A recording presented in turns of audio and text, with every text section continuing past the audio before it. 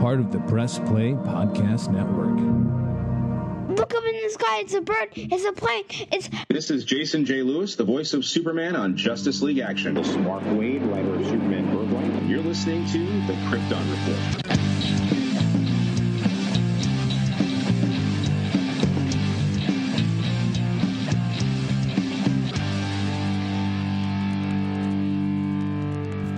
Hey everybody, I just want to post this so everyone can remember that in January, the Multiverse fundraiser page that I've been a part of will be doing our yearly fundraiser.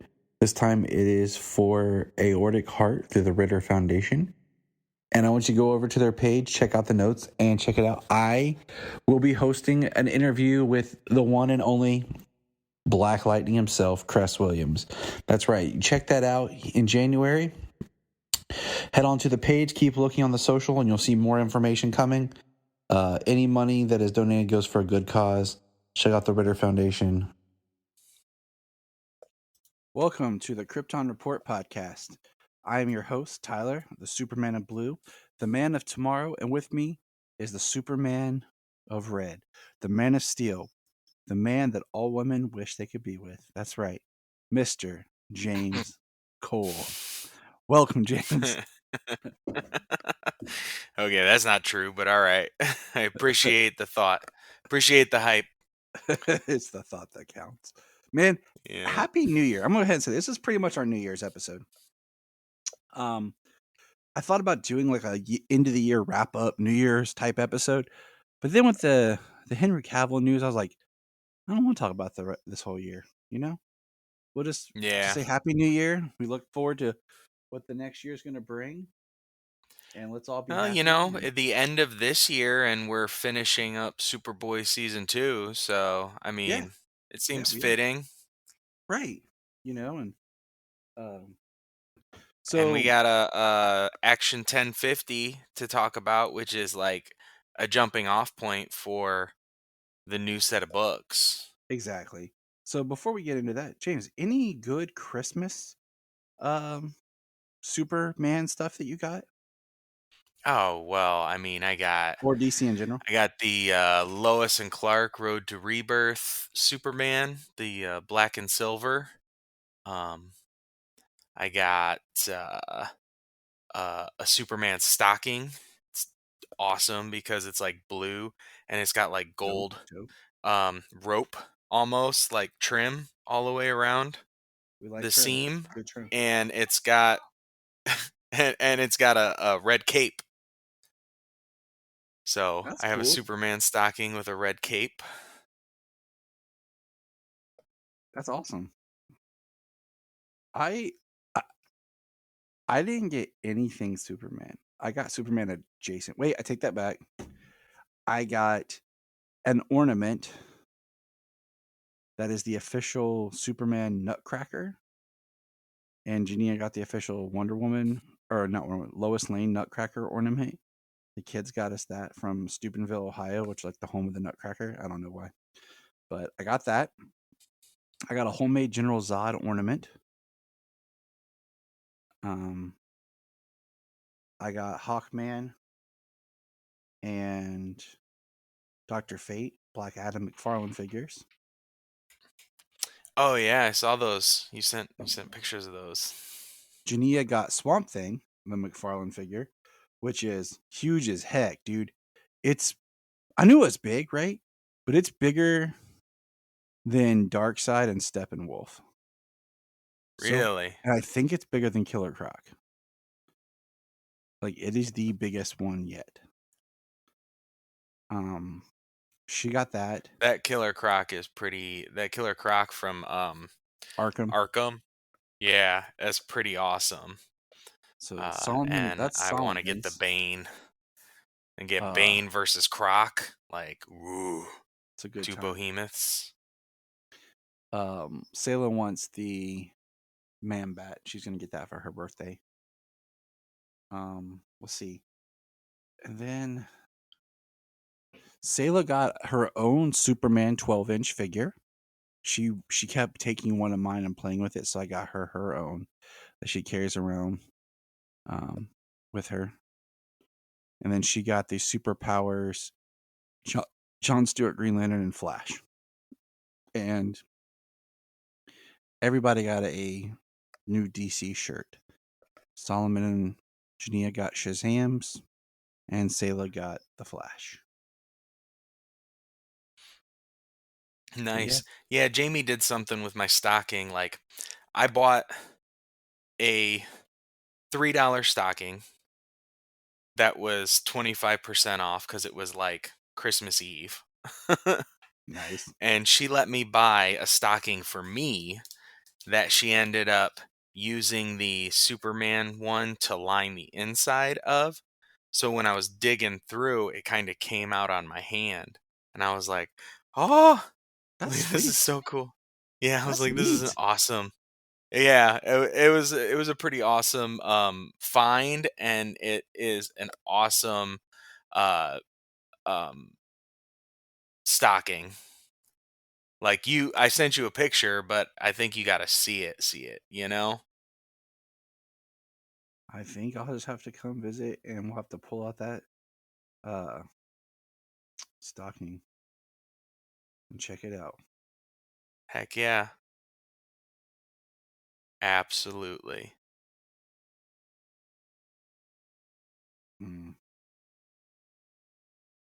Yeah. So I mean, Christmas was cool. I mean, and the last thing I gotta say is the weird. I'm calling it a Christmas holiday. Blessing that we got of the below zero temperature and snowstorm because I mean, honestly, dude, we had a white Christmas. We got snow that just started melting really much today. You know, like I went outside a couple times in a t-shirt. I wore a light hoodie yesterday and today. Um, but you know, it started warming up. But I got 2 extra days with Jania just hanging in the house. The 23rd and the 24th were just really great times of just getting to be a family and basically kind of snowed in. Um, Awesome.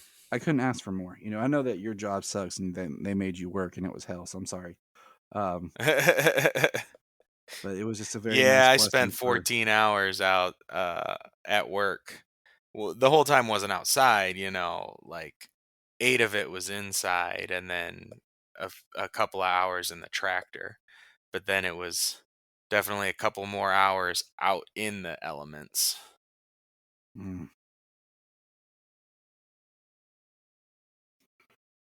But yeah. that's why I have cold weather gear. Know what I'm saying? Mm-hmm. Yeah, I know. I know. But hey, that's the world we live in Ohio. But We let's did get have a into. white Christmas. We were snuggled up on the couch with blankets. We watched Christmas Story Christmas. We watched Krampus. We watched Violent Night. Which was an amazing movie. I wanted to do a whole review of just Christmas movies with Brian, but dude's got more free time now, but doesn't have time to talk to me. What the heck, man? I didn't say that. But Violent Night was an amazing Christmas movie. It's one of my favorites. Yeah, I really really enjoyed myself watching the movie. It's exactly what they pitched it. Home Alone meets Die Yeah, Hard. it's in the title.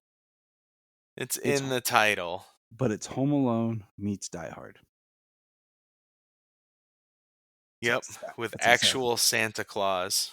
Yeah, and I And think just a little Christmas magic that we don't really understand, but it it's me. works. It works. You know, like it It's really so does good. work. And the thing is, if I couldn't have seen this as any, like, if I could not believe that his Santa Claus could be a legit Santa in any other movie, this wouldn't have worked.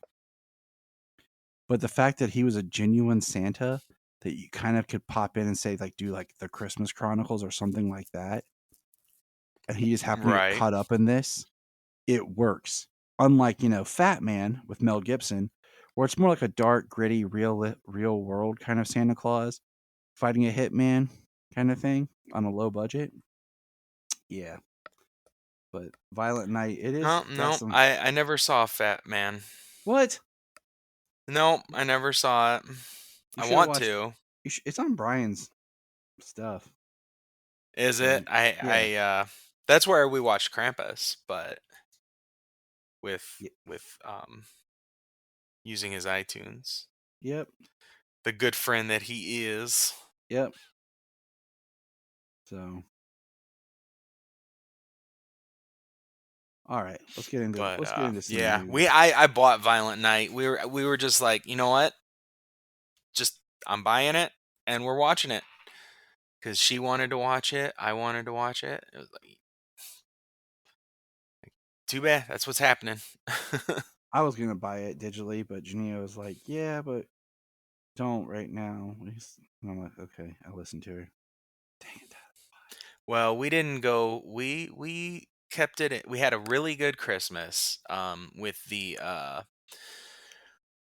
Christmas with the gifts and the kids loving like just about everything they got.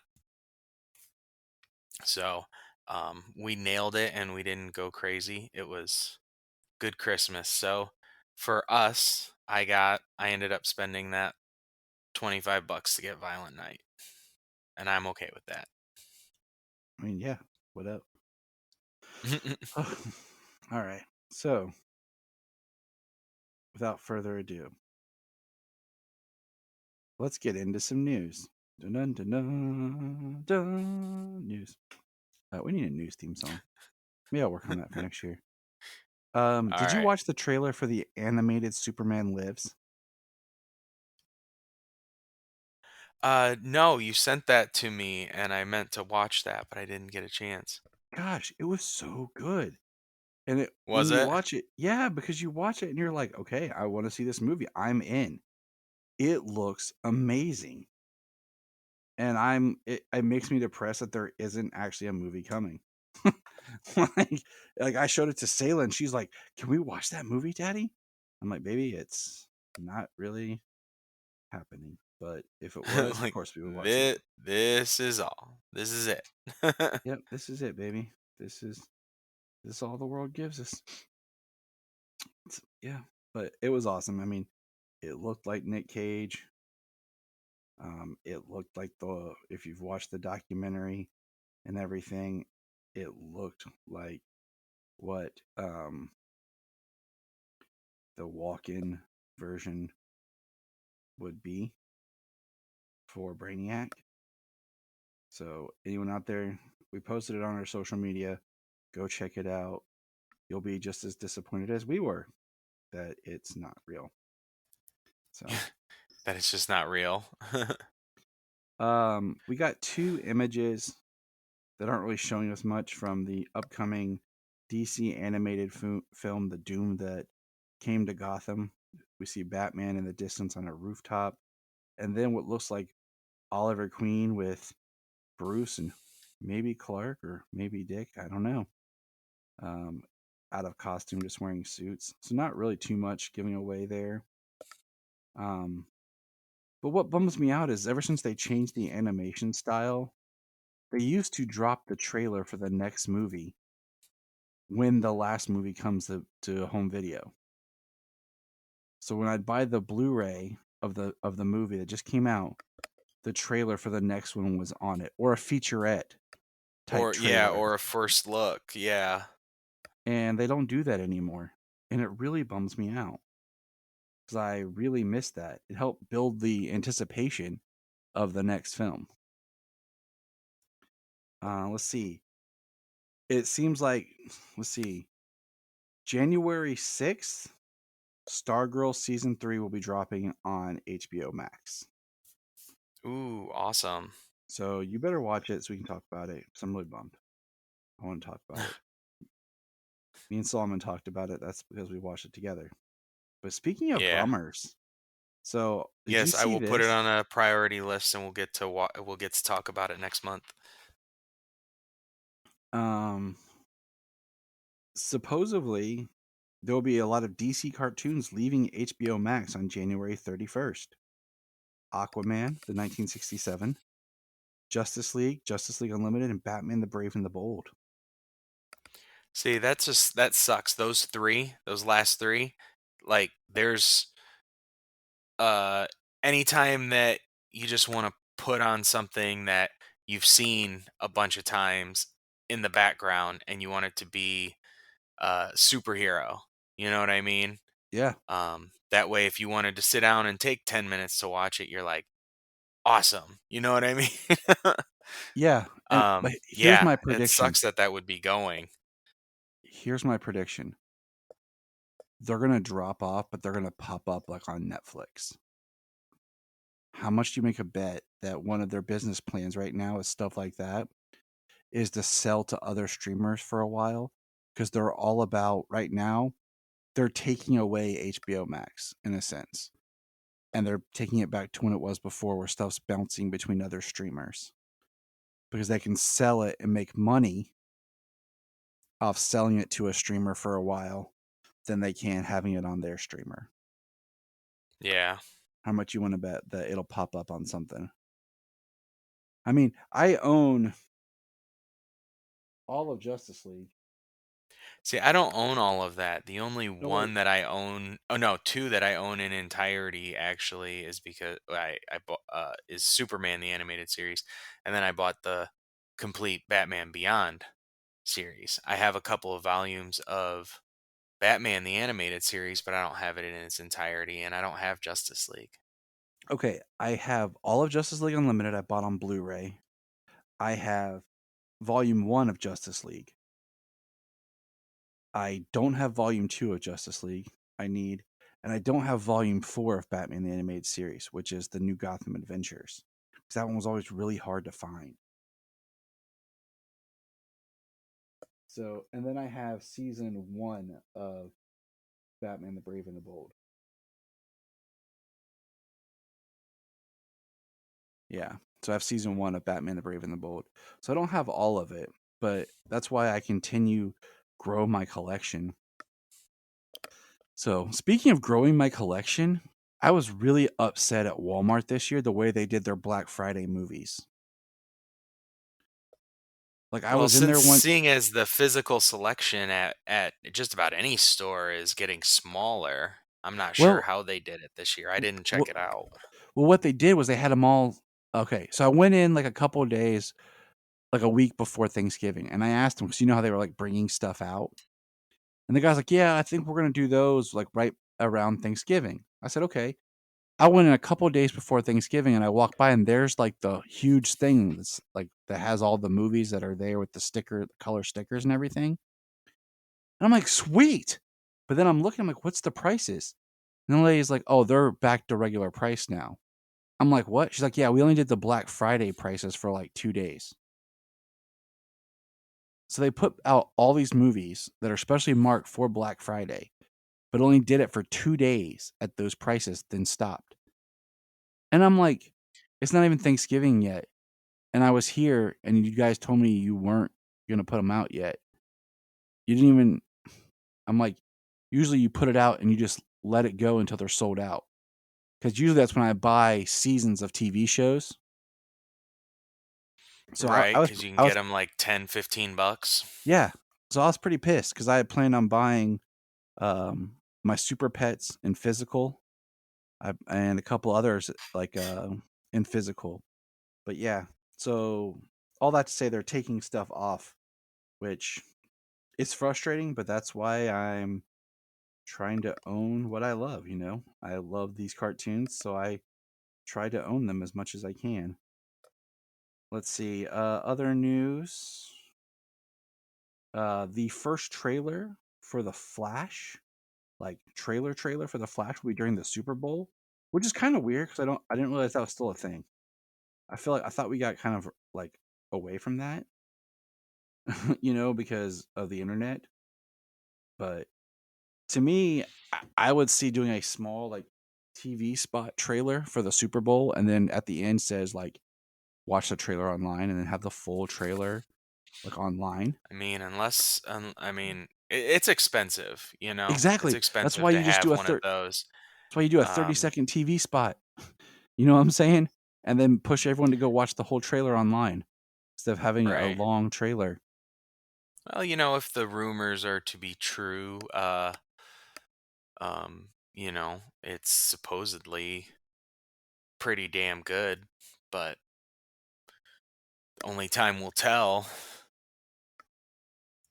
Um, I'm definitely looking forward to seeing more of the film.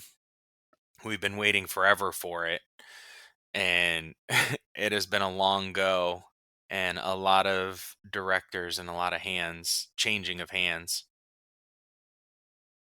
I mean, yeah. I mean, I'm just glad it's still happening.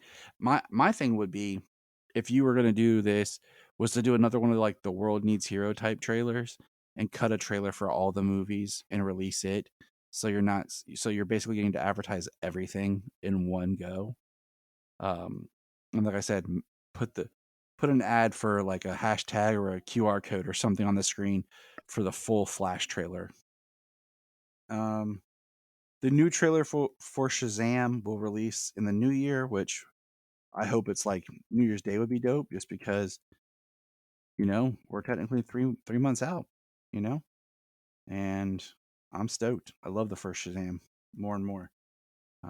I'm really hoping that McFarlane releases all the characters as figures instead of just Shazam/Billy. I'd like to buy the whole Shazam family. Yeah. Um, I like the whole family. I'm looking forward to seeing them in action and the new suits. And the figure that they made for Shazam looks really good. So I would hope that they would put as much attention to detail in the others. Yeah, 'cause I think it'd be But I fun to mean, buy. McFarlane's toys are usually um, pretty good and pretty detailed.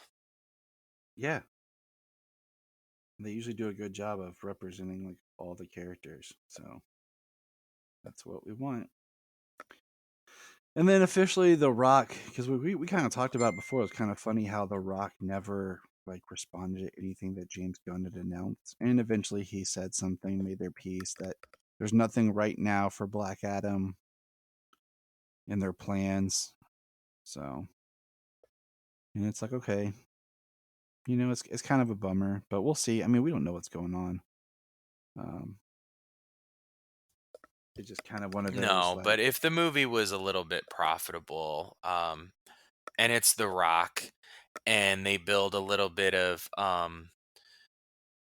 hopefully brand trust, that way people mhm. are like, oh, a new DC movie, you know what I mean?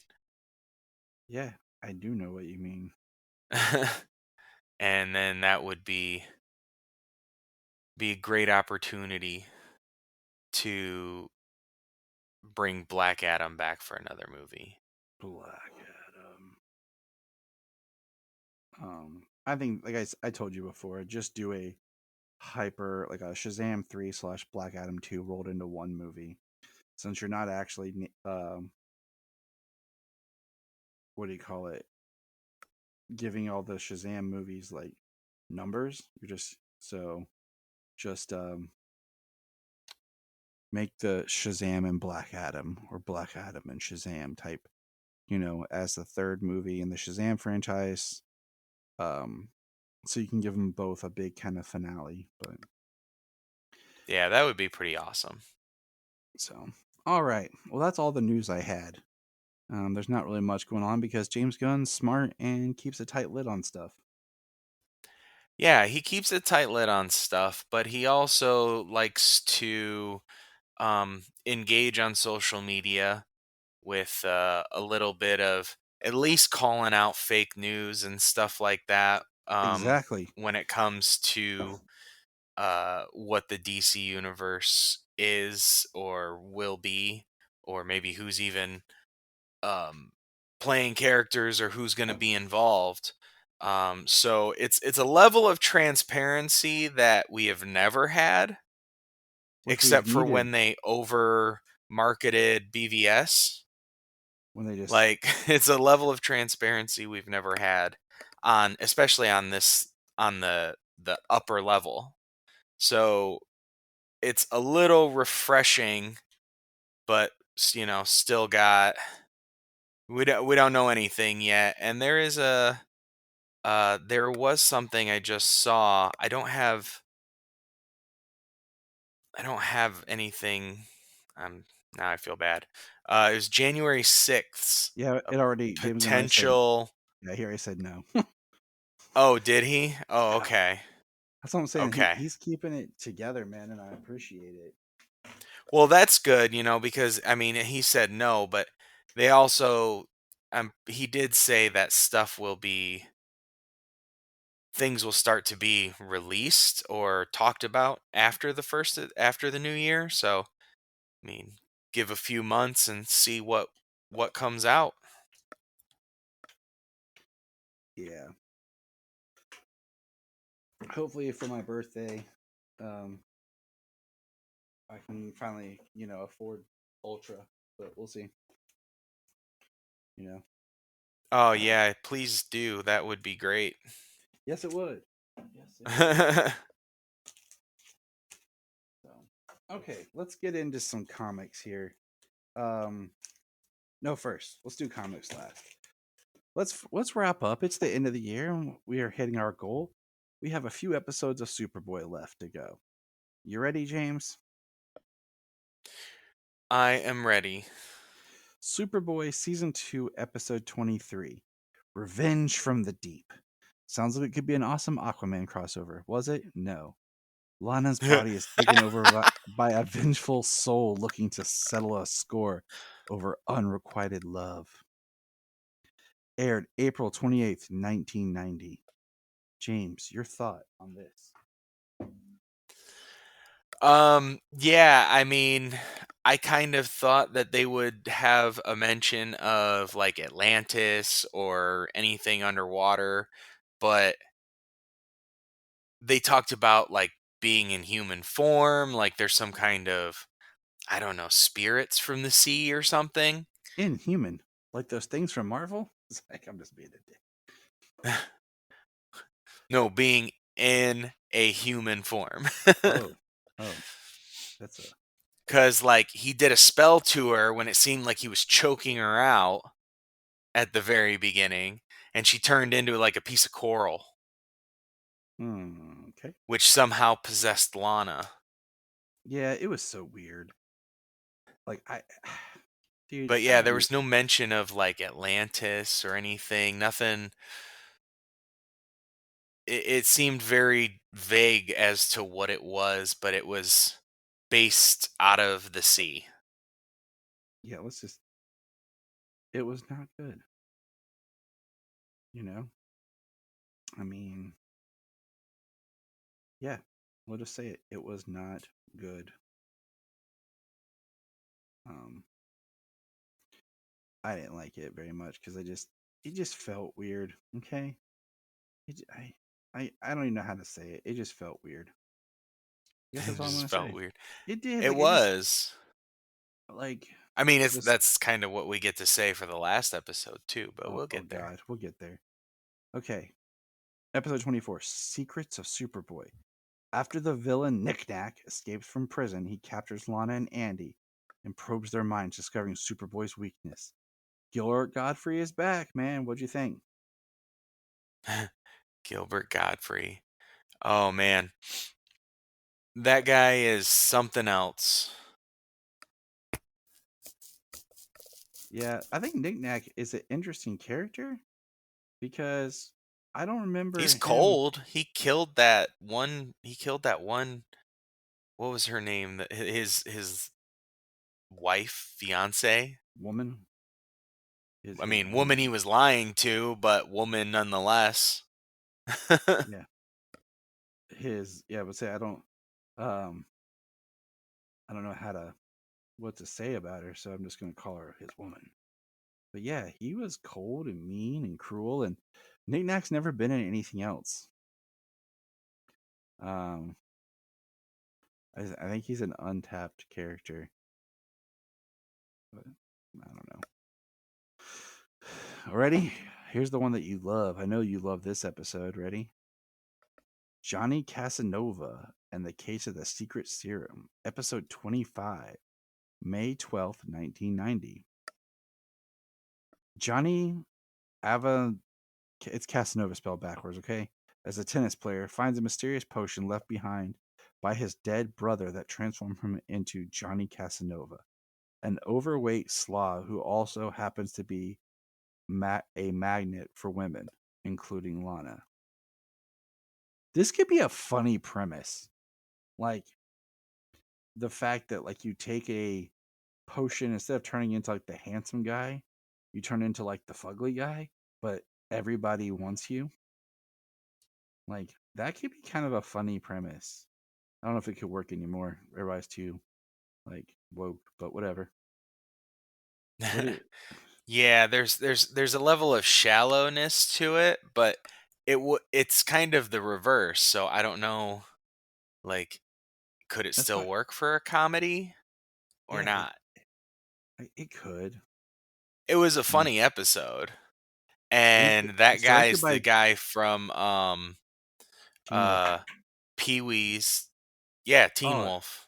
I thought him as and the big guy, but it was directed by David Nutter. So I mean, we love David Nutter's directing. But yeah, Well, out of these 4 episodes, I don't know. It might be the best. oh, it is because at least it's some sort of fun. But it only got like a 5.5 on IMDb, which is kind of a bummer. Just because I'm like, it was different. It took some risk. And then of course, episode 26, The Woman Called Tiger Eye, 6.3, released May of 1990. A sorceress called Tiger Eye captures Lana, turns her into a snake to lure Superboy into attempting a rescue so she can ensnare him in a spell and make him her own. James, your thoughts?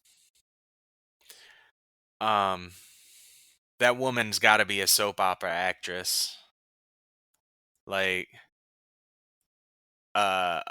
Jamie was playing Skyrim as I was watching this, and she's like, "What kind of soap opera shit are you watching?" And I told her, I showed her what it was, and she was like, "Oh my goodness," because she'll watch it with me once in a while. Um the Superboy stuff, but like she won't I mean, watch more than one. Like after that, it's pushing it. Jania tried. She's like, I can't do it. Yeah. She'll watch Smallville. She'll watch Lois and Clark. She'll watch Superman Lois. She'll watch The Adventures of Superman with George Reeve, but she can't do Superboy. I'm like, I get it. Like, I'm not hating it. I get it, Absolutely. Yeah, I totally get it. But hey, that's the end of Superboy season 2. And we'll wait a little while and we'll kickstart season 3 next year in 2023. See a pattern, James? But in January, we're gonna jump back into the Legion. Get into some of the Legion cartoons, finish that off as we build towards the Legion movie in February. But now it's time for some comics. So one comic I'm gonna talk about, and I'm just gonna kind of breeze over it because it's been so long. I finally got to pick up my issue. Was Flashpoint Beyond 6 of 6. It was cool. We finally figured out that little boy that we've been trying to figure out who he is Rip Hunter's son. Their costumes, uniforms, whatever they are fugly. Green with that like red thing with their Santa's elves. And basically it ends with that little boy Dexter being Thomas Wayne's Robin. And Martha, basically they fake Joker Martha's death and she's on a road to recovery and she's basically in a cell in the Batcave at Wayne Manor. And Well, yeah, but so that's the the high buildup point. of the story, the point of the story here with the time with the time masters is that Batman has the snow globe, which he contained the Flashpoint universe, and he's using the energy from Janie Slater's watch to kind of be the um I don't know, hyper time. I forget exactly. It's been a little longer since I read this one, but it's time and space, and but he's got it. That's how he's containing it, and then they're just not wanting to risk Thomas Wayne's existence because it could ruin everything. But he actually um, chooses to save the day and um, live with Martha in that cell and take this new Robin on and become a hero. Yeah. So like Bruce took like a major gamble with the universe. You gambled the entire universe on your father accepting a world without you. So yeah, it was pretty cool. Now that the Flashpoint universe is alive, is exists here, kind of bringing that back. Um,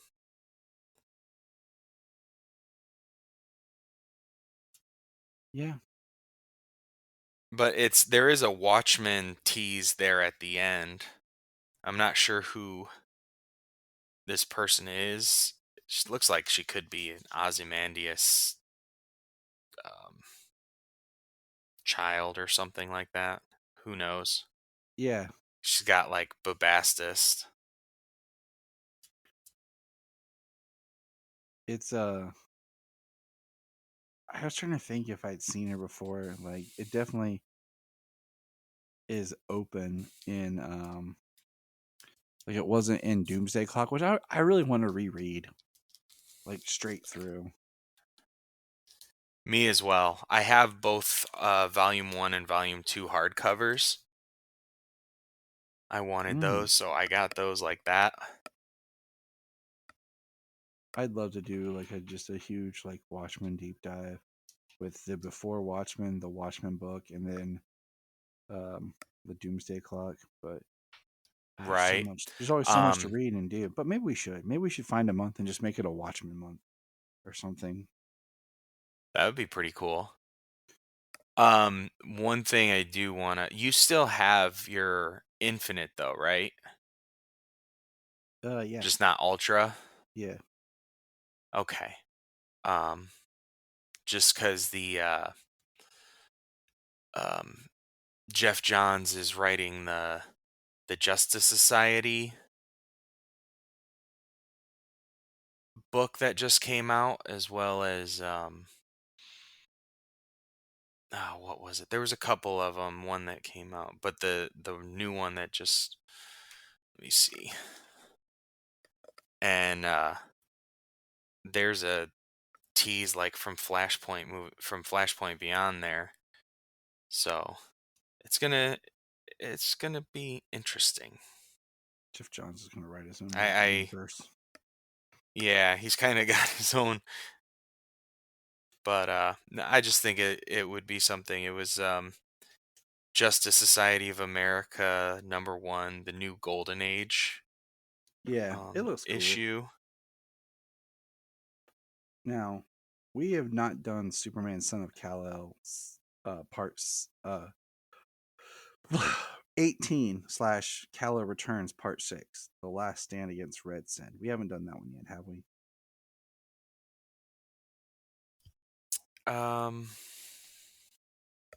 Did we do that one? I don't remember if we did or not. I've been so behind on my books. I've tried to catch up. Yeah, I've been reading Maybe we did do it. so many books recently. Just like like I paid for it, so I took advantage of it. I know. Started to taper back just recently, but okay. We'll go over it kind of quickly. We won't do panel by panel because we have. But the last book in the Superman Son of Kal-El series, 18, which is crazy to think about It's already been a year and a half since it started. Hold on a second here. Okay, so number 18 starts with Superman and Superman. John as Superman, which gets confusing because he's not Superboy right now, which he technically should be, but whatever. Building the new Kent home. And then my man, the one-man construction crew, the Flash, is there. So is Wonder Woman and Green Lantern. Then Batman shows up with Nightwing, and the Kent house is finished. Because, of course, it is. And they're talking about being safe. When you have superheroes building your house. And we learned that Nightwing did some recon. They found out that Luis Rojas, his parents were scientists working on a project for LexCorp. Go figure. He figured out the rest for Red Sin. And then we find out that Jimmy is falls victim to pizza, and he gets kidnapped using his signal watch.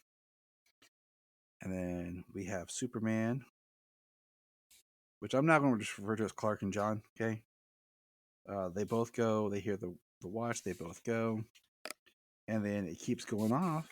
And John finds there was a bomb that was a distraction. Can't find his dad, but then falls right there with Lewis as John is bleeding, and Lewis starts shooting John. And then John talks about how 30 years ago I was trapped in a volcano by a monster. I was kept away from yellow sun. I couldn't fly to escape. I decided that would never ever happen again. A friend made me something in the future, a failsafe, for if I was ever caught away from the source of my power. It's virtually indestructible when attached to me. My invulnerability extended to anything touching my skin, but Luis Rojas has taken my invulnerability. So now, and we see it's Brainy from the Legion making John's belt. In case of emergency, break glass. And he breaks his belt and then basically becomes golden, all-powerful John. He says, I feel it's like a burst of sunlight in his belt. A pure nuclear sun or something. Yeah. And it says, I feel it in all return instantly, and something else, something I've never felt before, which makes me think, is this the catalyst for what we know? Because I got my comic shop news thing, and it has, of course, looks like they're gonna do like a blue Superman thing. Yeah, The it has something to Superman do with the John. Lazarus Planet storyline that's going to be happening. Yep. So then John flies in, grabs Clark. We find out he had a bulletproof vest on. And then yeah, which was awesome because Nightwing suggested it for him, and he says, I wasn't going to ignore his advice. Yeah, for real. Nightwing's the man, that's why. And then Like, if he tells you to prepare for something, you better do it. Nightwing's like the pal you want. Batman scares you, but Nightwing, you're like, high five, buddy. And then we see, Yeah, right? we see the Kents use their freeze breath and freeze Mr. Rojas. And then Mr. Rojas. We basically, he hates John, wants everyone to see them as an alien, not as human. He'll never talk to him, blah, blah, blah. John says, I'll be back next week. Maybe we can talk enough. And he says, start to see me as human. He says, you're not human, John. Humans break. And then we have a rooftop talk between father and son. And then we have Lex Luthor show up to Mr. Rojas and says, yeah, it's so. Well, the John, when he goes to talk to his dad, he says, I think I have a nemesis. And I think that's what was created here. Yeah. An arch nemesis for this Superman. which is needed. Every character needs that foil. Also, I'm getting tired of my comic shop not putting boards in my comics, even though I ask for them every time. So I'm just getting really, really upset with my comic shop's value. So, but get this real quick. Christmas, okay? My mother-in-law got me 2 short boxes, and my sister-in-law got me 2 short boxes. Okay, Oh wow. to help replace the ones that were tore up from that horrible accident, dog That attack that horrible happened. incident. Yes. Yeah. So I had not cracked into my Batman comics since then because I just didn't want to, and I had to go through it. A huge chunk of my Batman Eternal is missing, so that's not very fun.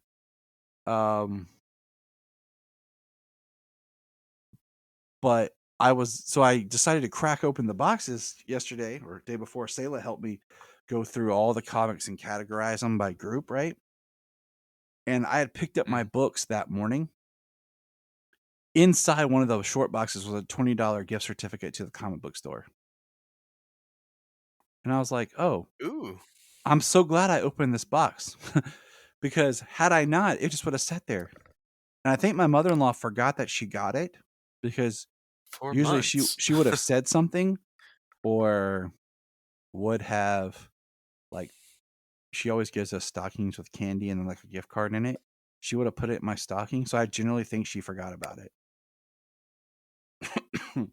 So I just was like, wow, that could have covered my books when I picked them up. But Yeah. Well, when I picked up my books just yesterday, when I went and picked up 1050 and the new Deceased, um, they gave me a free bag and board with a envelope inside, and inside of it was a Christmas card, and inside that was a certificate for $10 store credit. dude, I So I see. was like, oh crap! But I didn't open it until after I left. I was like, oh, I could have picked up my Spawn books too because I would have had the $10 in store credit. But I just decided to leave those for a week, and it's 2 more books next week to grab. That's part of why, like, I'm thinking about just shifting my pull back to the comic book store that I used to go to when I worked. It's like 45 minutes from the house, but it's an amazing shop. If you ever come visit me, I'll take you there. Okay. And um, I love that shop. They do great stuff all the time.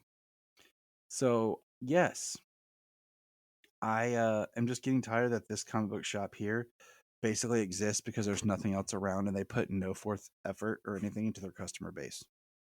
Like they could care less about us. And Well, I'm all about local yeah. businesses, but I'm getting to the point where I'm upset, so I'm just going to go to another local business. And since I'm only going to be getting super books, maybe I'll just do it like a once a month thing. Go up there and pick them up. I don't know. I don't know yet. I don't know. But you got your Superman Kal-El Returns special one shot. I do. So for the for the Son of Kal-El, I got the Jim Lee holiday cover with his new 52 look on Yeah, Superman and Wonder Woman and Batman. that's cool. I got all the regular color covers because that's how my shop works. Like sometimes he'll Ah, hold the cup, but nope. So I didn't even get a chance to pick one. oh, well, I grabbed the Batman Spawn cover or the Superman Spawn cover for my Kal-El return special. Nice. Well, I'm a Spawn fan, so the crossover, You just love to watch there's that never been movie. a crossover of Superman and Spawn. You just love that movie from from '97, the year with the greatest superhero movies of all time. Batman and It's Robin, pure Spawn, Steel. nostalgia, and yes, I do love it. Oh, I know. I get a kick out of it too. I mean, Michael Jai White and John Leguizamo and friggin' Charlie Sheen. I mean, come on. So, all right, let's do this. The first story is The Concert That Ate Gotham by Mark Waid. Okay, so Batman and Superman are together, and I thought the villain choice was really, really random. Being Mr. Nobody. And I was like, oh, Mr. Nobody from the Doom Patrol. And I knew that because of Doom Patrol Season 1. Mm-hmm. I thought this was definitely going to be a setup by the Music Meister, but it wasn't. And it got really crazy when. So, what did you think about this story? I mean, I thought it was, yeah, at first I was like, what's going on? And then music, and I thought the Music Meister too, and then Mr. Nobody. And, I've seen pictures of Mr. Nobody, but I've never actually seen him in a comic book. Yep. And it's kind of crazy to see how they drew him. Yep. Um, it was a funny and wild story. And it was cool to see Superman getting to see where Bruce is now living, since he doesn't have the manor anymore. Mm-hmm. I say I don't know how far back you are on Batman. Oh no, I know he doesn't have the manner. I'm in and out with Okay. Batman. I love the ending though of him trying to cook with Clark and everything. Where he's like, Clark's like, "This is delicious." And he's like, "Great, now maybe you can help me with figure out the dishwasher." Like, Right. I do see Bruce being a person though that, uh, what do you call it? Wouldn't know how to cook. So I'd imagine there's certain skills that he lacks because he didn't necessarily have to develop them. I mean, he had to cook for himself and feed himself while he was abroad. Um, but uh, when he's Batman and the amount of time that he puts into that, um, I'm sure at many points throughout his life, Alfred had to be there to make sure that he was eating food, that he wasn't getting lost in his work and not eating for hours on end, because you couldn't not. well, yeah. I mean, I mean, everyone. I'm sure Bruce requires a significant amount of calories. Haven't you ever seen the Batman the Brave and the Bold with Scooby Doo? When you eat a high I can't even say the word because he said Caloric. yes, I was all tongue tied. Caloric diet. Man, I just get tongue tied sometimes. Oh well. Yeah, it's good stuff. But the next one, okay, is Jimmy, A Friend in Need. Superman's pal, Jimmy Olsen, in A Friend in Need. I just have to say, I understand this one, but I do not like the artwork for it at all. It really turns me off from the story. Like I like the bright colors, and I like the all the people that Jimmy captures pictures of who are doing things and being heroic, and even we have the John Kent nod to Action Comics 1 because every Superman has to have a nod to Action Comics 1.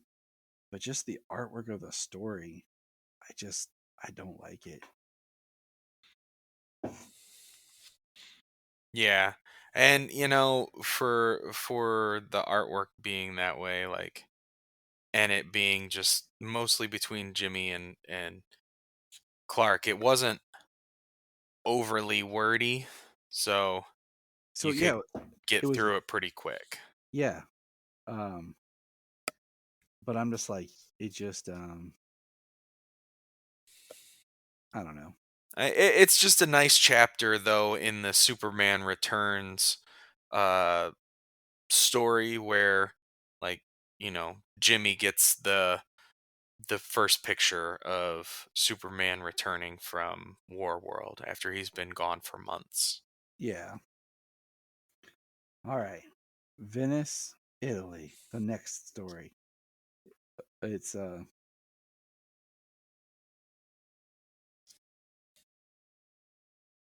talking about it's Lois and Clark in Italy together, and we get like a cut back to 48 hours. They're talking about a pizza place that John says is the best that they should too. He's like, look, Superman's like, I almost forgot it. John swears the best pizza in all of Venice is right over there. You want to? Maybe, says Lois, after. Mm-hmm. Then it says Metropolis 48 hours later. John's talking to his parents. Clark says, you need backup. And, that John thinks he's got a lead on Lex. He's going to drop in and surprise Lex and get him on this whole big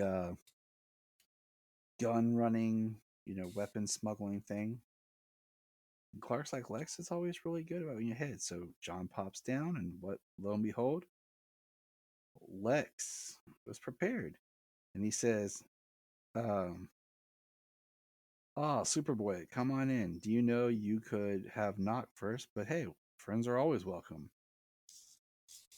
And John says, we're friends? That's not what I read in the papers. Lex, fake news. Ignore it. Anyways, welcome to the LexCorp charity. We've been converting abandoned warehouses into living facilities for the homeless. City approved, courtesy with all proper licenses. And of course, John is now caught off guard because the false path his father warned him about, he fell right into the trap. And later they're at home and they're talking about how having all the powers and not being able to stop Lex. And then we got a great ready for patrol suit up of father and son. And they go out together, busting thugs, criminals. John confronts Lex. But the best part is when it says, where John asks, by the way, I never asked, what did you guys think of the pizza? Was it the greatest? And they say, we never got around to it. Sorry. We were so busy. Doing what? Touring, says Lois. Right. Touring, says Clark. Then John, looking embarrassed at the end, ducks his head and says, and you said Superman never lies. Da-dum. Because nobody wants to think about stuff like that. Well, the artwork in this story is very, very good. Yes, it is. It's a huge slap in the face to the one before it. Especially the last page. I think the last page is really good. Yes, it is. So, James, why don't you take the next story? You lead the conversation.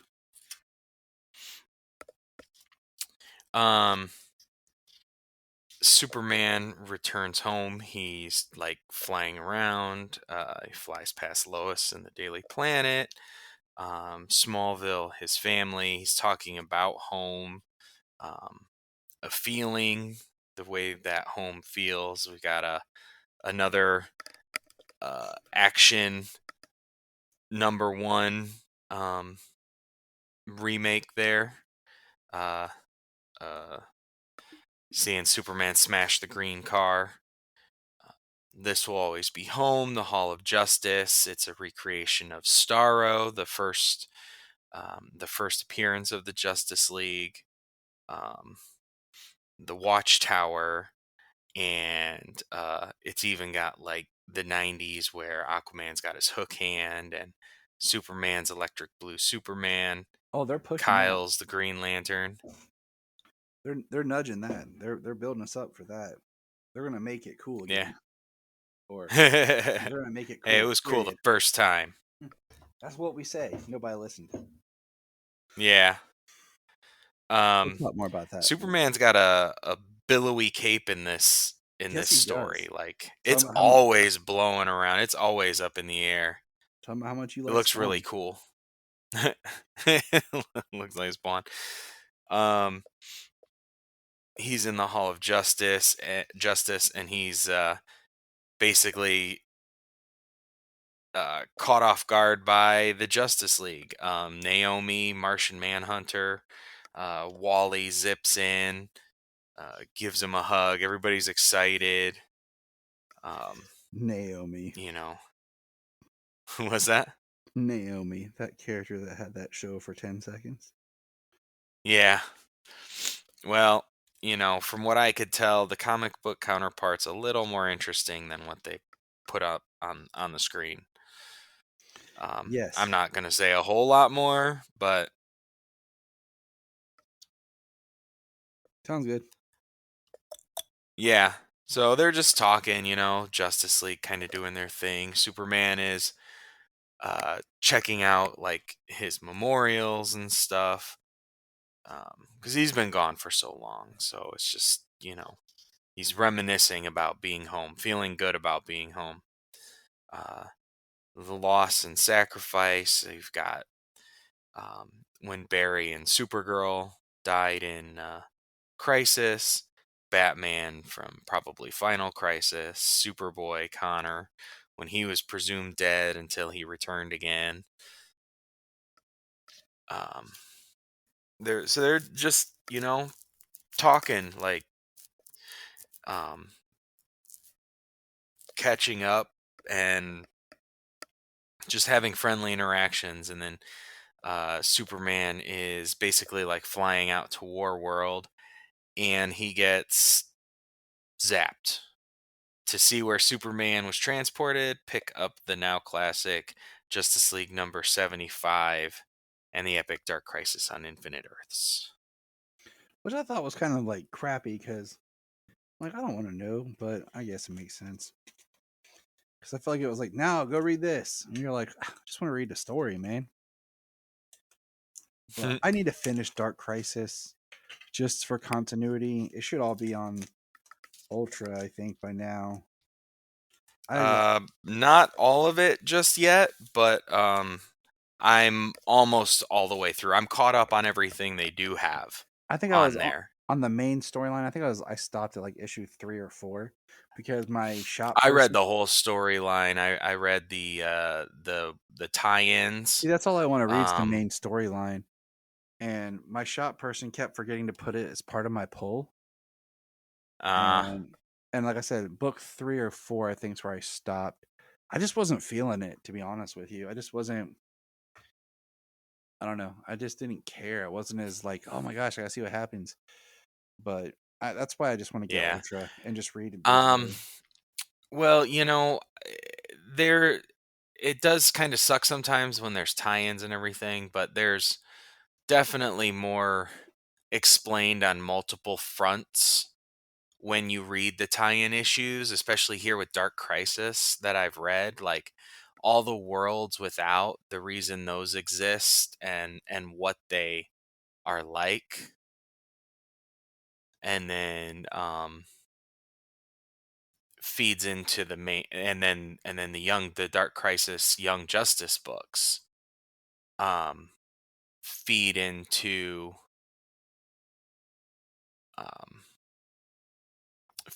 the main storyline. So, and it's kind of cool to see the Titans be on the front line. It is, because I feel like they always get shortchanged. That was kind of the cool and interesting thing that I've seen so far with Dark Crisis is the Titans are kind of front and center. It's the next generation facing the crisis on their front is more of the focal point than the Justice League. The Justice League is involved. So it's a crisis from another point of view. I like that. Mm-hmm. I like that.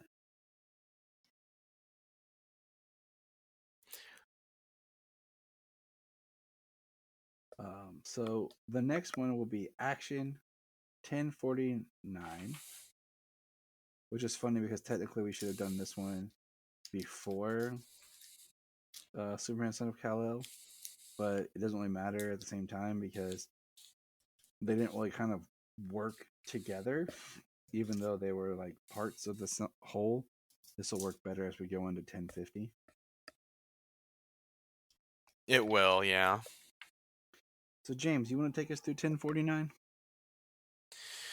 Sure, yeah. We open up at Stryker's Island where Lex is talking with Metallo, and he's telling Metallo like basically he doesn't have a choice. He's got tech from War World and stuff that um, he's going to be able to make Metallo better, and he threatens like he's got his sister, you know. Um, got his sister up on like drug charges and stuff, and she's been arrested. Yeah, Luther's Um, not playing around, man. yeah, no, like Corbin's gonna do it, otherwise he's gonna screw over everything. The only thing that Corbin cares about, basically. Then we go back to Superman fighting the New Gods, Calabac and Orion, with Metron looking on. Metron, Mobius, Mobius. Too many. Mobius. Mobius. Too many Like, M's, yeah. people. Right. And then you have Bibbo and Lois trying to help save people. And then you have the kids saving people. The young boy catches the ceiling before it collapses on some people. And then Desaad like catches him, and he's trying to take the fire from him. And the young kid says no, and he like explodes some power. The flame comes like basically the flame Ulgrun's like insanity that they're worried about from any part of him that infects this child, and it says no, all flesh be mortal, creature save my own. No mortal chain may bind me. And Superman flies to Azul and like talks to him, and he kind of, he proves that he's there, and that and he calms down. And he says, "You're still you, Osul-Ra. Great power doesn't have to change you." Um, and Superman is, standing in between Orion and the kids, and he says that the child is not alone. He has me, his sisters, and others as well. And he tells Orion, "The way you chose to handle this, I have much greater faith in my own family to protect him than in yours." Um, so the New Gods, they leave via boom tube, and whether or not the boy survives the fire of Olgrum, he says that blame lies with you. 2 days later, Superman flies to Warworld. He's talking about Warworld, kind of giving everybody uh, a pep talk, like inspiring speech, with everybody choosing to wear his symbol, and it's all over the place. Like, it's on the wall. People, I think, he burns it. I don't know if he burns it into them, but he puts it on their chest plates and stuff. Wouldn't think he burns it into them. Yeah, yeah. That's not my like. Whoop, little off there.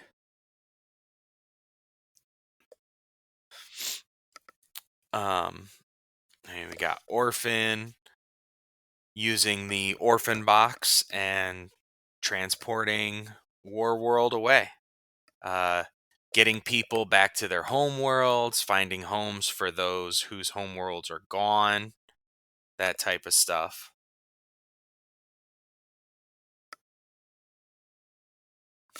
You sent me a bunch of pictures of Spawn's cape.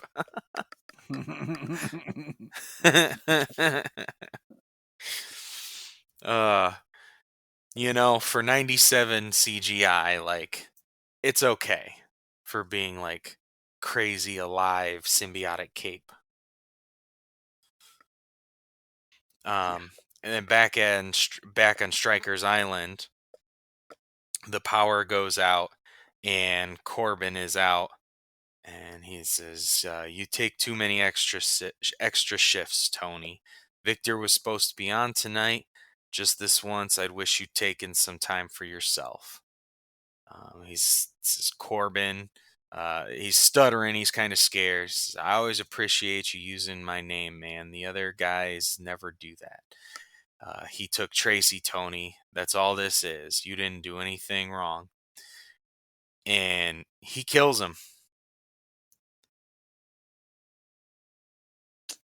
Yeah. Which, yeah, like it's somebody that he seems to have some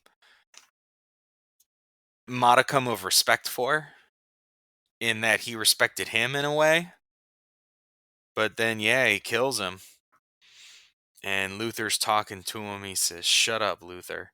And then we go to Luther with Manchester Black. And Manchester was reporting to Luther on Superman on Warworld. That's crazy, man. Giving Lex intel on Warworld. But it makes sense, though.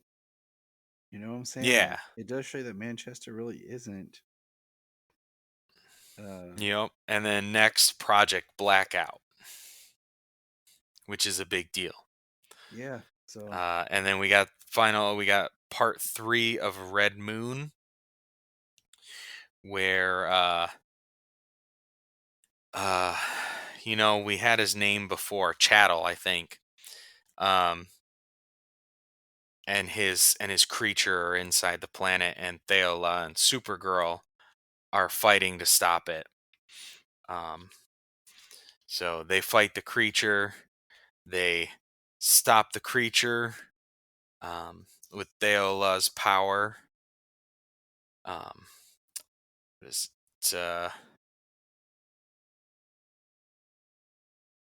there's a machine, orphan box maybe, that she stops the creature with, and they take Chattel, and then he is Thela. New Felosia draws close. Our journey's near done. What are you doing down here with this old wretch? She says, "I suppose I pity him. Feels wrong to keep him in chains after all we went through to be rid of ours." This is Warworld weeks later. Um, this is after Warworld has teleported away.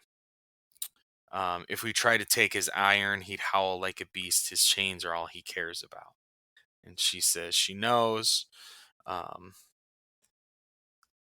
And they walk away, leaving him, and get a ping. And we've got what was this guy's name? This was the guy who betrayed Superman on Warworld. Mm-hmm. One of the Felosians. I just can't remember his name. They don't say it here.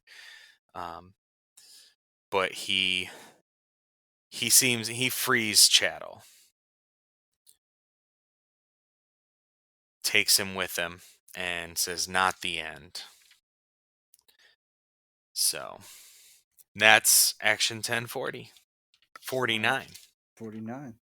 And then I thought 1050 originally when we talked about it. I thought 1050 was coming in January.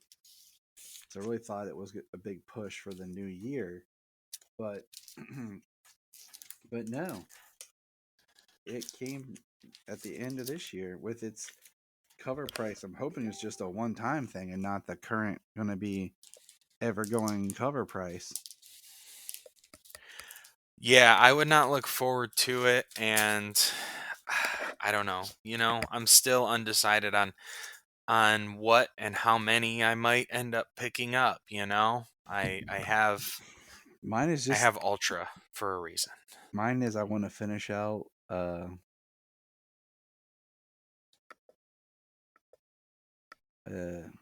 what do you call it?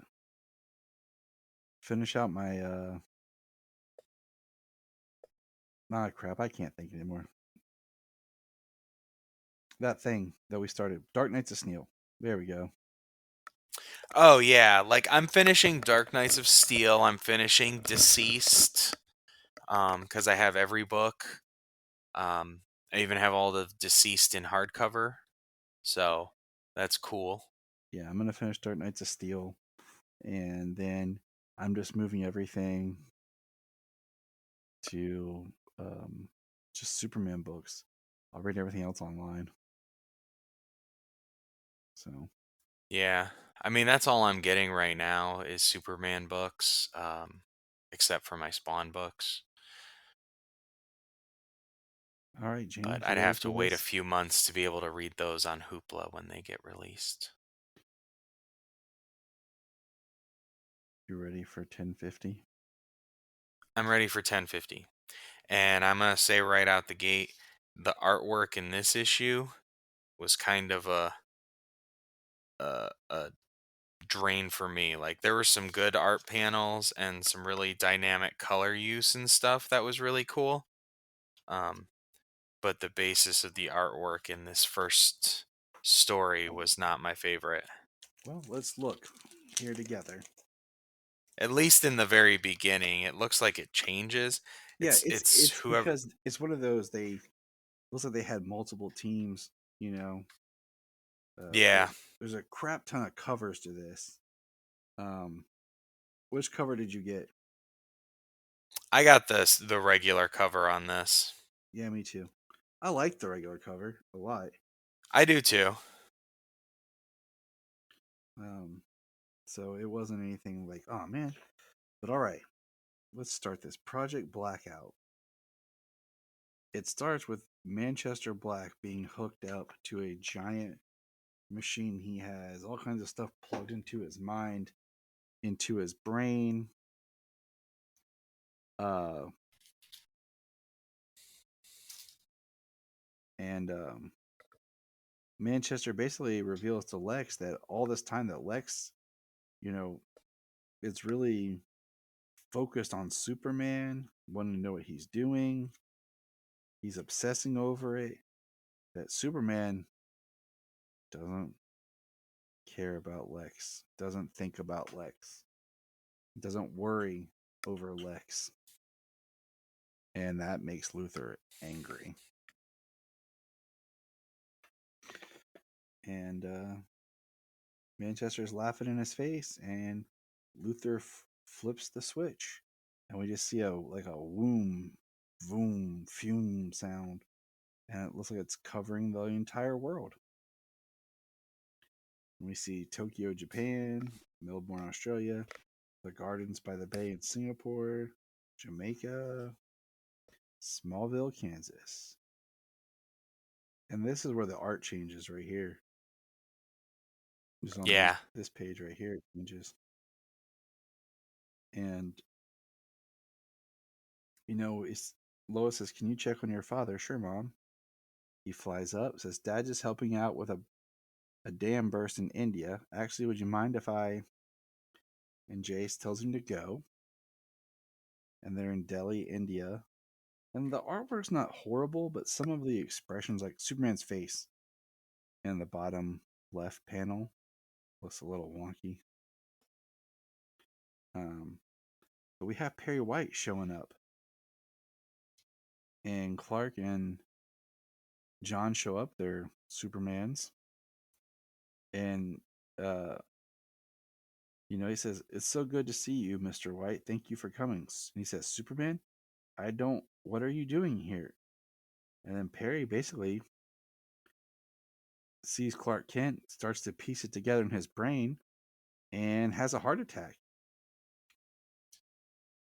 And next page, the art Yeah, that changes was again. nuts. The art changes again, and this time it's worse. Perry's in the hospital. They're talking about it, and then Clark gets a different kind of signal watch sound, and he takes off. And it's Luthor with his own signal watch. And James, you want to take it from here? So Luther has his own signal watch. He calls Superman. Um, and he tells him that he's seen it from Jimmy. He's seen him have this watch. He says he makes first of many upgrades to the watch, to his Molex. Yeah. Sure, it's not just a Lex. He says something that he's learned from his indiscretion with Perpetua, is that the world needs Superman. And since then, I have been proven right twice. During your extended absence on Warworld with Mongol, and then during our multiverse mayhem with Pariah, where you were believed dead again. So he says, but if the world needs Superman, then I will give them the best possible version, my Superman. And he's got like some sort of suit of armor, Right, the which I wasn't helmet, and quite sure where we were going with that, but okay, yeah, I was like, didn't you already do this, Lex? Like your own Superman suit of armor? The world cannot know you are Clark Kent. He says, what did you do? He says that he took Warworld tech, Henry Bendix's tech, and Manchester Black's powers to become to initiate Project Blackout. The truth is a dangerous thing, and then he gets in this giant Lex suit, and Superman starts fighting him. Lex says, you and I both know you would never hurt another soul.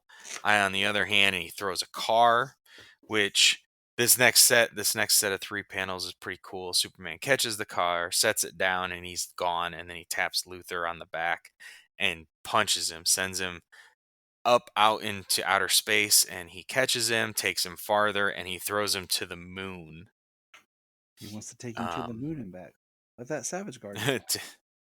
Yeah, right. Says, and you lied. You hid. This is kind of cool. He says because they're talking about Smallville. He says, "What do you know of her? When you and I were in Smallville together, I was so alone. I felt like there was no one in the universe who could understand what I was going through. And you lied. You hid who you really were. That you were also alone and outsider, when that could have helped me for years. And instead, you gave your identity to them. And if I wasn't good enough for the truth, no one is." Just kind of like it's kind of why he doesn't know the truth, is that's how the way he feels. Mm-hmm. Anyways, he says, where is Manchester? I never liked him. He was smug. He smoked. The world's better off with him gone. He says, what? And there's a look of shock in Clark's eyes. He says, you better not be saying what I think you're saying. Where is Manchester Black? He says, grow up. You know where he is. And he says he used his hypnotic powers on everybody. Yes, it killed him, but still at a bargain, twice the price. Thanks to him, I now have access to world technology and enough power to submit even you. And Superman's pissed. Murderer. I asked for his help. That's why he went to World. I asked Manchester Black, a criminal, to risk his life for people he'd never met. And even when the Justice League said no, he said yes, and you killed him. And then he sends him away because I don't know if you had said it, but like Luther says, you drank the Kool-Aid, that you bought into what he was saying. And Manchester said, yeah. So Manchester kind of like became a follower, believed in Superman. Of course he did. Excuse me. Mm-hmm. And Lex is having a rough time. Says, maybe I miscalculated. Maybe things will be easier without you around after all. Says he took that poorly. Safe journey, Clark. Maybe I'll send your family to the Canis Major system to keep you company. And then something happens. The hole is opened back up. He says, "You don't get it, Luther. I'm not like I was." He says, "What are you doing? How are you here?" My mind and body are stronger than they've ever been. Concepts like weight, distance, temperature, even space time have largely lost their meaning for me. In moments, I can cross distances that cease to be distance. And I don't need your little metal suits or ray guns to do it. And he just touches his suit and everything comes apart. It's amazing. Like, I was like, wait a minute. I was sitting there, I'm like, this feels like a Flash thing almost. Yeah. And actually, somebody posted asking Philip Kennedy Johnson if he gave Superman tactile telekinesis. Mm. And he says no. And he references the bioelectric aura, especially from All Star Superman, where he says he's just doing creative things with his bioelectric aura. Well, that's neat. Yeah. So that's from our writer there. Um, he's like, don't kill me. He says, of course you would think that. You're going to prison for murder. The next time you think you have the power to threaten my family or kill my friends with impunity, think again. And he looks mad, like he looks serious. Um, then in Gotham, we've got an art change here. Yeah. Superman talking to Batman and Nightwing, talking about um, uh, it was a planet-wide telepathic attack. The Justice League reservists and Titans all have psychic defenses set up by Martian Manhunter.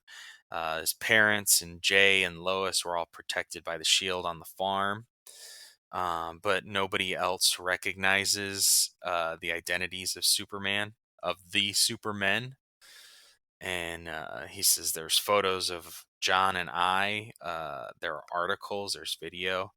And it says it's not just that people who have forgotten who you are.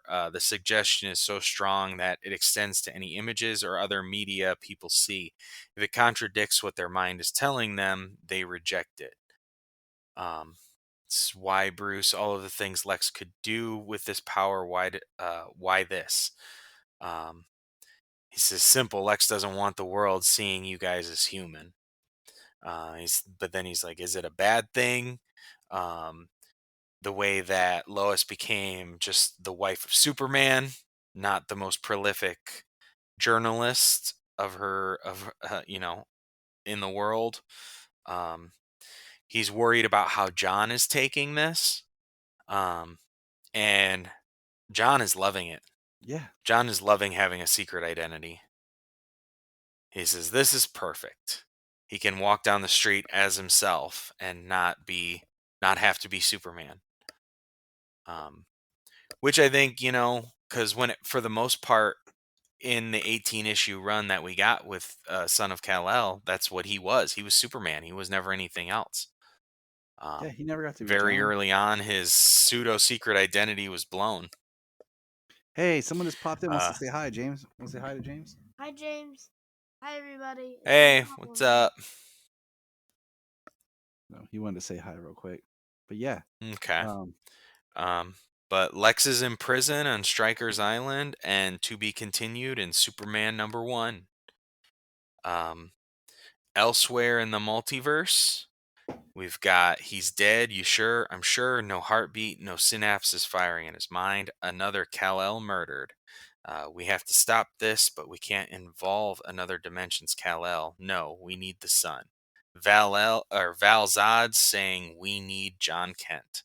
That's To be awesome. continued in Adventures of Superman, John Kent. That's awesome. Someone's killing Kal-Els, and having Val Zod is awesome because he's definitely a character that's appeared, but then barely had any play in any stories. Absolutely. Yeah, he's only existed for the most part in Earth 2. The Earth 2 books, And Earth even 2 then, Society. the Society has the most of him because the Earth 2 book, he didn't come in till later, but that's it. Yeah.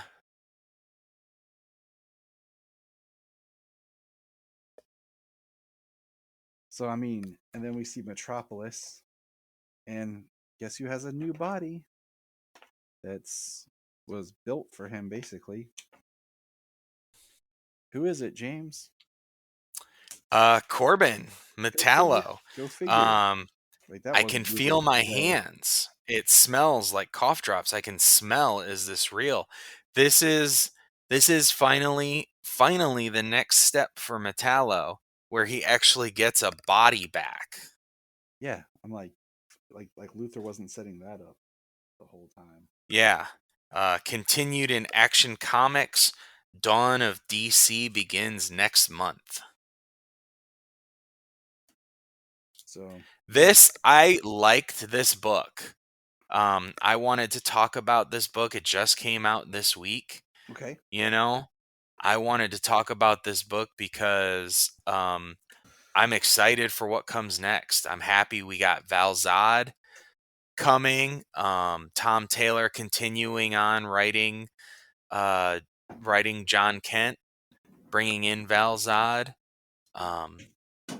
You know, the Action Comics that are supposed to be like the super family stories, Yep.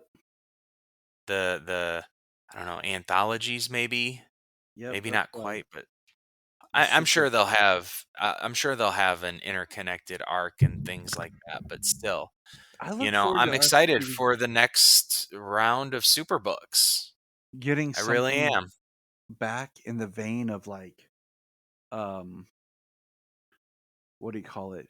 Every week there's a book, a super book. You know, if it's like Superman, then the next week's Action, then it's the John Kent book, and then it's whatever other book they have planned. So like I'm getting almost 4 titles of Superman a month. Yeah, pretty which is excited. pretty awesome. So, all right, man, we made it. This is our final episode of the year. We kind of took a little Goodbye, slow. 2022. Happy New Year and hello, 2023. We got Yeah. 4 DC. We got 4 DC movies Yeah. supposed to come out this year. Let's see. We got 4 DC movies, a return of a show, a piece of crap show that we're hoping fails and goes straight to the dumpster fire, and that we pretend it doesn't exist. And we got some announcements and some change. So 2023. Well, we also got Titans. Well, yeah, we got Part shows 2 of coming back. season 4. Yeah, we got stuff coming back. Like we got Superman Lois, we got the final season of The Flash, Titans 4.2, Doom Patrol 4.2. Yeah. And I mean that's really it's gonna be weird. 2023 is looking good, and then hopefully, with a little bit of this added transparency that we have, maybe we'll like I said earlier, a few months from now, maybe we'll be talking about what is announced, what is supposed to be coming next. Yeah, we will be. You know us. Look to our schedule. We have some cool things planned for the new year. And as always, just keep remembering and believing in hope, everybody. Look up in the sky. We just want to say if you've enjoyed this podcast, please check out other podcasts on the Press Play Podcast Network. If you are like Tyler and James and can't get enough super talk, check out these other podcasts. Digging for Kryptonite, Supergirl Radio, The Last Sons of Krypton, the Superboy Legacy Podcast, All-Star Superfans, Superman the Animated Podcast, The Aspiring Kryptonians, Always Hold On to Smallville, The Geek of Steel, and Truth, Justice, and Hope. Remember to check out Krypton Report on all social media platforms.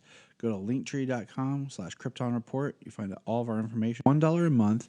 You'll get extra special content that you don't get on the main show, like movie commentaries and whatever else comes out of our mouths. So check it out, patreon.com/Krypton Report. This is Dan Jurgens, and if you want to have a good time, Keep listening to the Krypton Report. We're going to press pause and hear a few words from our other podcasts on Press Play Podcast Network. Hello, Brooks here with the Books with Brooks monthly book club podcast. Here's how Books with Brooks works. We read one book a month, and then we talk about it.